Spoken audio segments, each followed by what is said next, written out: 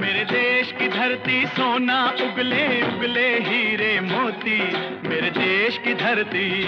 भारत एक कृषीप्रधान देश.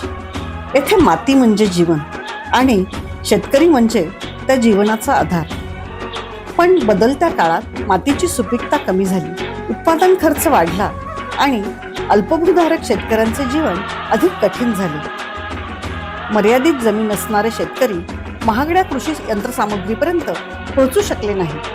रासायनिक खतांचा अतिवापर हा मातीचा कस कमी करतो आणि अनेक वेळा शेतकऱ्यांच्या मेहनतीला योग्य मोबदला सुद्धा मिळत नाही. त्याचबरोबर हवामान बदलाचे संकट सुद्धा आहेतच. परंतु प्रत्येक आव्हानात एक संधी दडलेली असते. ही संधी ओळखली रोटरी डिस्ट्रिक्ट 3132 ने. द रोटरी फाउंडेशनच्या सहकार्याने रोटरी क्लब ऑफ वाईने एक परिवर्तनात्मक उपक्रम सुरू केला.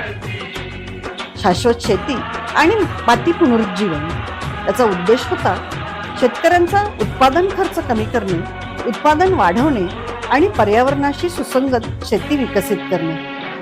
मेणवली, भोगाव आणि पांडेवाडी या परिवर्तन गावामध्ये कृषी अवजारे बँक स्थापन करण्यात आली. या माध्यमातून शेतकऱ्यांसाठी उपलब्ध झाले ट्रॅक्टर्स, ट्रॉलीज, मळणी यंत्रे, रोटावेटर्स, BBF प्लांटर्स आणि आधुनिक पेरणी यंत्रे. आता महागडी यंत्रसामुग्री प्रत्येक शेतकऱ्यासाठी रोटरीच्या माध्यमातून उपलब्ध झालेली आहे. या प्रकल्पाचा आणखी एक महत्त्वाचा भाग म्हणजे सेंद्रिय शेती.